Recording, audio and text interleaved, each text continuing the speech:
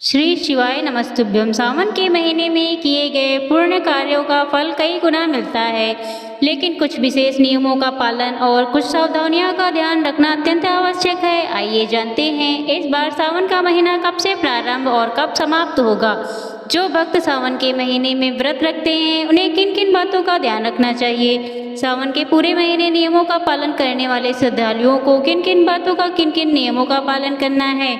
उद्यापन कब करना है। अगर पूरे सावन व्रत रहे हैं तो फलाहार कब करना चाहिए। यदि आप सावन सोमवार व्रत निर्जल रखते हैं तो आपको क्या करना है। और जो भक्त सावन सोमवार के अलावा अन्य व्रत भी रखना चाहते हैं उन्हें कौन कौन से व्रत रखना चाहिए, आज की इस वीडियो में आप जानेंगे। जानकारी थोड़ी भी अच्छी लगी तो वीडियो को लाइक करना मत भूलिएगा। साल 2026 में सावन मास 30 जुलाई दिन गुरुवार से प्रारंभ होगा। सावन मास की समाप्ति होगी 28 अगस्त शुक्रवार को सावन पूर्णिमा के दिन।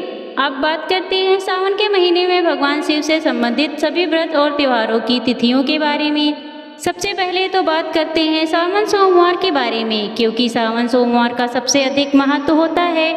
इस बार सावन में कुल 4 सोमवार पड़ने वाले हैं। पहला सोमवार 3 अगस्त को रहेगा, दूसरा सोमवार 10 अगस्त को रहेगा, तीसरा सोमवार 17 अगस्त को और चौथा सोमवार 24 अगस्त को रहेगा। अब बात करते हैं भगवान शिव से संबंधित सभी व्रत और त्योहारों की तिथियों के बारे में। तो भगवान शिव से संबंधित सावन मास का कृष्ण पक्ष का प्रदोष व्रत इस बार 10 अगस्त दिन सोमवार को पड़ेगा। सावन शिवरात्रि 11 अगस्त से मंगलवार को मनाई जाएगी। हरियाली अमावस्या या सावन अमावस्या इस बार 12 अगस्त दिन बुधवार को पड़ेगी। हरियाली तीज का त्यौहार 15 अगस्त दिन शनिवार को मनाया जाएगा। नाग पंचमी का त्यौहार 17 अगस्त दिन सोमवार को मनाया जाएगा। और सावन मास के शुक्ल पक्ष में आने वाला प्रदोष व्रत इस बार 25 अगस्त दिन मंगलवार को रखा जाएगा। अब बात करते हैं सावन में क्या करें और क्या न करें। इस बारे में तो रोज प्रातःकाल उठकर स्नान करके भगवान शिव की पूजा करें। पूरे शिव परिवार की पूजा करें। शिवलिंग पर बेल पत्र, गंगा जल, दूध, दही, शहद, घी, शक्कर से अभिषेक करें। ओम नमः शिवाय मंत्र का 108 बार जाप करें। रुद्राक्ष की माला हो तो रुद्राक्ष की माला से जाप कर सकते हैं। सावन के सभी सोमवार को उपवास रखें या फिर भगवान शिव के संबंधित जो भी व्रत त्योहार आपको बताए गए हैं उनमें उपवास रख सकते हैं, क्योंकि यह भगवान शिव को अत्यंत प्रिय है। इसके अलावा 16 सोमवार व्रत भी आप प्रारंभ कर सकते हैं। पशुपतिनाथ व्रत भी किसी भी सोमवार व्रत से शुरू कर सकते हैं। सावन में हरी वस्तुओं का अधिक से अधिक प्रयोग करें। हरी पूजन सामग्री प्रयोग करें। खास तौर पर महिलाएं हरी चूड़ियाँ, हरी साड़ी, हरी बिंदी आदि पूजा करते समय धारण करें। हरी सब्जियां, तुलसी और बेलपत्र का सेवन करें।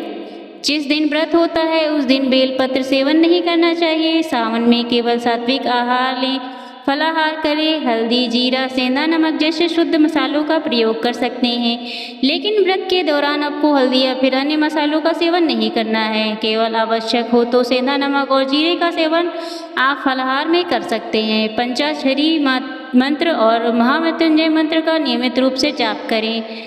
ब्राह्मणों और जरूरतमंदों को दान दें। अन्य वस्त्र, जल, छाता, गौ सेवा, तुलसी और धार्मिक पुस्तकें आदि दान में दे सकते हैं। कांवड़ियों का स्वागत करें। भगवान शिव के भक्त कांवड़ियों को जल, भोजन या सहायता देना अत्यंत पुण्यमय माना जाता है।